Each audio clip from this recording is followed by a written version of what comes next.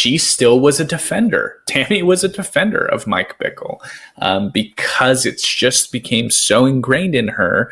A lot of those grooming techniques just became solidified in her development, and even into her 50s, she had these beliefs, this sort of defense mechanisms for Mike. And it wasn't until Jane Doe's testimony came out that she started to see her own story. She started to recognize the abuse that was going on.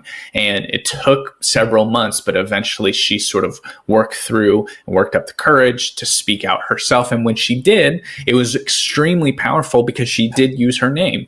And not that it wasn't powerful that Jane Doe didn't use her name or anything like that, but it was more Jane Doe comes and speaks forward, and she doesn't share her name. And she uses the Jane Doe. That should have been enough. Everybody behind the scenes knew who this person was, verified the story was true. But because there was anonymity, it was sort of gray and nebulous. There were so many. I remember seeing so many Facebook accounts and Twitter accounts of people defending Mike Bickle during that time, just saying the most insane, bizarre stuff, saying that it was all fabricated. Even my father was one of the individuals who was trying to defend Bickle during this time. And again, I think that next week or next session, we can get into a lot of this, but all of this sort of conversation is being had that is intentionally trying to clutter, trying to confuse, trying to dismiss the testimonies of these two women who had come forward. And then when Tammy Woods comes and shares her testimony, that was the dam breaking. Everything switched after that. You saw a bunch of people who are Mike Bickle defenders suddenly delete their Facebook accounts, delete all their previous history. You had a bunch of individuals, Rick Joyner, other individuals who had defended Mike. It suddenly became real when that third woman came forward. And so the testimony of everything that has happened with Mike Bickle and this entire scandal, I mean, it all rests on the back of these three women. These three women coming forward, had they not had the courage to do it, none of this would have come out. And these are not the only victims of Mike. I want to be very clear on that. There are many other victims of Mike too, but these are the three women who came forward. And I believe others will come forward too. But like I said, it is an incredibly difficult thing to do. And just on a personal note, I am so proud of my mom. I'm so proud of her coming forward and her speaking up. And this last year has been obviously extremely difficult in relationship to my relationship with my father, and seeing a lot of how he's responded. But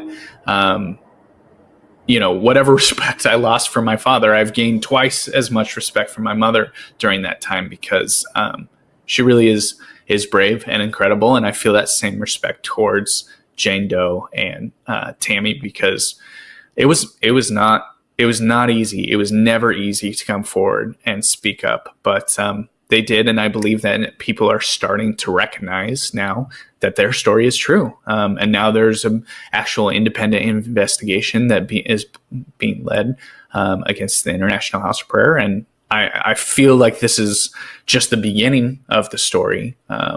But after Tammy spoke out, it felt like the tides changed, and it started to feel like, okay, this is going to work, that the story, the truth is going to come out. It's a big deal, and your mother is brave. I'm thankful for her and others, and whoever steps forward next, I'm thankful for them as well.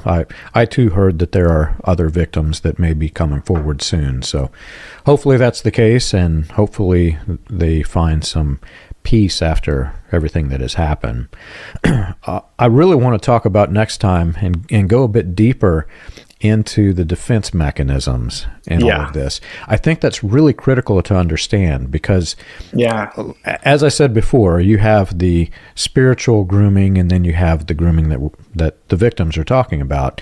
The spiritual grooming led to the defense mechanisms, because if you can groom a person to shut off all of their critical thinking and think that you're a voice piece for God, well, they're going to give you the benefit of the doubt in almost every scenario. And we saw that in Branhamism, but the structure that was created with the latter rain movements, the fivefold ministry pyramid of hierarchy of authoritarian control, that cascaded down. You had the apostles and prophets at the top of the tier.